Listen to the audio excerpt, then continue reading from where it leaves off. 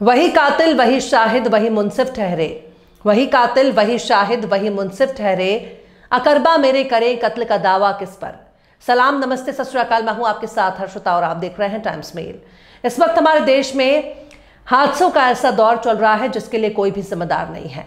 सत्ता और सिस्टम आंखें मूंद कर बैठा है, चाहे महाकुंभ में भगदड़ का मामला हो या फिर नई दिल्ली रेलवे स्टेशन पर होने वाला हादसा।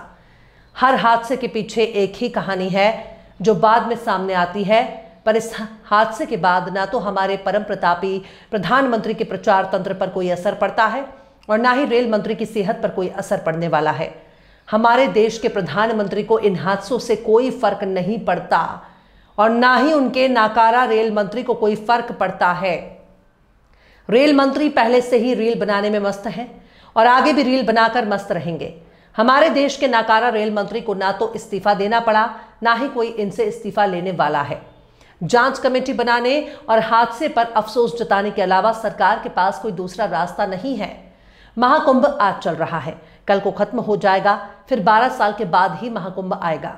ना तो रेल हादसों पर कोई रोक लग रहा है और ना ही इस बात की कोई गारंटी है कि आगे चलकर रेल हादसे नहीं रुकेंगे।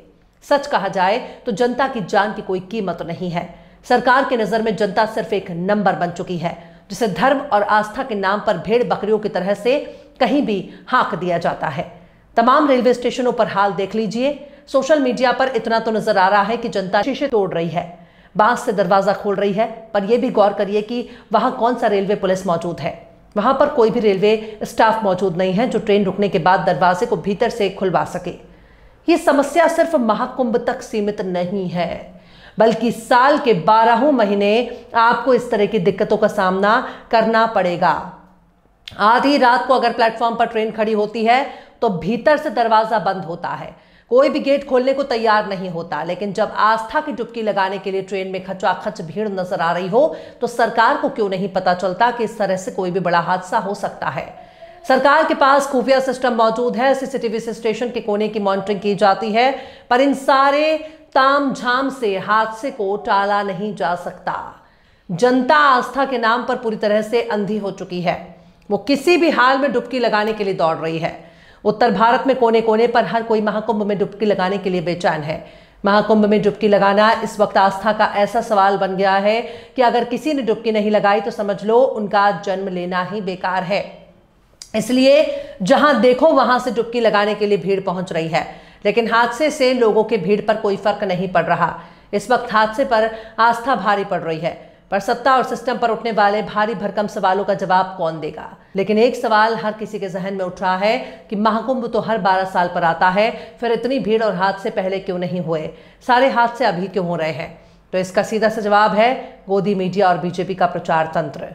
गोदी मीडिया ने देश को गुमराह करने के लिए फर्जी खबरें दिखाई और ये बताना शुरू किया कि इस बार का महाकुंभ 144 साल के बाद आया है और अगर इस बार के महाकुंभ में आप डुबकी लगाने से चूक गए तो फिर ये महाकुंभ अगले 144 साल के बाद आने वाला है। यानी ना तो आपकी पिछली पीढ़ियां महाकुंभ देख सकी और ना आने वाली 2 पीढ़ियां तो ऐसा महाकुंभ देख पाएंगी। इसलिए जो जहां है वहीं से अपना झोला झंडा उठाकर इलाहाबाद की तरफ चल देता है।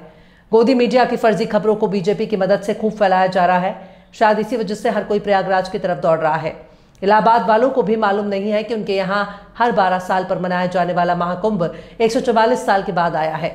पर फर्जी खबरें फैलाने वाली भाजपा के पास सब कुछ है, पर भीड़ को कंट्रोल करने के लिए बंदोबस्त नहीं है। ना तो केंद्र की मोदी सरकार इस भीड़ को कंट्रोल कर पा रही है और ना ही राज्य की भाजपा सरकार। पर जिस तरह से नई दिल्ली रेलवे स्टेशन पर हादसा हुआ, क्या उस हादसे को टाला नहीं जा सकता था? अगर ऐन मौके पर प्लेटफॉर्म बदलने की सूचना ने लोगों को बेचैन कर दिया। महज 1 घंटे में 1500 जनरल बोगी के टिकट काटे गए, यानी क्षमता से ज्यादा टिकट काट दिए गए। जनता को भेड़ बकरी समझने वाला रेलवे नींद में सोता रहा। रेल मंत्री मौज काट रहा है। इतना घटिया रेल मंत्री हिंदुस्तान के इतिहास में पहले कभी नहीं हुआ, जिसकी कोई नैतिकता तय नहीं है। वो उससे ना तो इस्तीफा लिया जा रहा है और ना ही खुद इस्तीफा दे सकता है।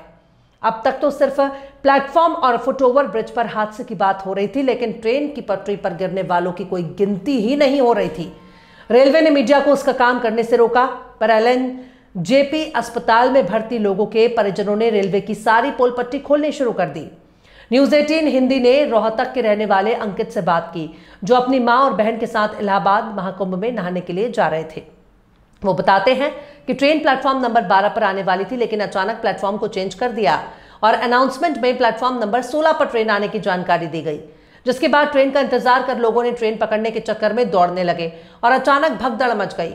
उसी समय प्रयागराज जाने के लिए प्लेटफॉर्म नंबर 14 पर एक ट्रेन लग गई, जिसे पकड़ने के लिए लोग दौड़ने लगे। देखते ही देखते भीड़ आउट ऑफ कंट्रोल हो गई। प्लेटफॉर्म पर बहुत ज्यादा भीड़ थी। अंकित ने बताया कि जब भगदड़ मची तो उनकी मां ट्रेन के नीचे आ गई और उनकी रीढ़ की हड्डी टूट गई। उन्होंने जैसे तैसे अपनी माता को भीड़ से निकालने की कोशिश की और प्रशासन की मदद से उन्हें अस्पताल लाया गया। अंकित ने बताया कि जब यह हादसा हुआ तो वो बहुत तेजी से चिल्लाने लगे और वे काफी डर गए थे।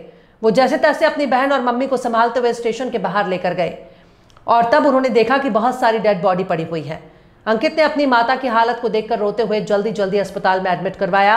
अंकित ने आगे कहा कि इस हादसे में वो और उनकी बहन ठीक हैं, लेकिन उनकी माता ट्रेन के आगे गिर गई थी, जिस वजह से उन्हें सरकार की तरफ से 2.5 लाख का मुआवजा मिला है। हालांकि रेलवे ने भीड़ को कंट्रोल करने के लिए नई दिल्ली रेलवे स्टेशन पर प्लेटफॉर्म टिकटों की काउंटर से बिक्री को 26 फरवरी तक बंद कर दिया है। यात्रियों को असुविधा ना हो, उसके लिए आरपीएफ और टीटी को हर एंट्री पॉइंट पर तैनात किया गया है। अब अगर आपके पास जनरल टिकट या रिजर्व टिकट है तभी आप प्लेटफॉर्म पर जा सकते हैं। पर जिस तरह से इस हादसे को लेकर केंद्रीय मंत्री, पुलिस और रेलवे का बयान सामने आ रहा है, उसने जनता को कंफ्यूज कर दिया है। केंद्रीय मंत्री कह रहे हैं कि हम इसकी जांच कर रहे हैं कि क्या फेक न्यूज फैलाकर भगदड़ मचाई गई। रेलवे कह रहा है कि फुटओवर ब्रिज पर सिर्फ एक आदमी के फिसलने से हालात खराब हुए। वहीं पुलिस कह रही है कि एक जैसी नाम वाले 2 ट्रेनों की वजह से यात्री भ्रमित हो गए, जिसकी वजह से आपाधापी मच गई। वहीं अमर उजाला बता रहा है कि नई दिल्ली रेलवे स्टेशन की तरह आगरा फोर्ट और आगरा कैंट रेलवे स्टेशनों के हालात बन रहे हैं, जिन्हें अगर ना सुधारा गया तो एक बड़ा हादसा हो सकता है। पर क्या इससे हमारे देश के रेल मंत्री को कोई फर्क पड़ने वाला है? बिहार के रेलवे स्टेशनों पर पैर रखने की जगह नहीं है। क्या वहां कोई भी बड़ा हादसा हो सकता है?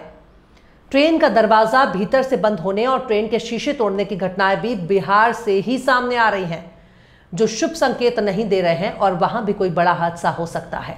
पर हमारे देश का रेल मंत्री रील बनाकर मस्त है। चाहे जनता जिंदा रहे या मर जाए, रील नहीं रुकनी चाहिए, भले ही लोगों की सांस रुक जाए। बहरहाल चलते चलते आखिर में मलिकजादा मंजूर अहमद ने भी क्या खूब फरमाया है।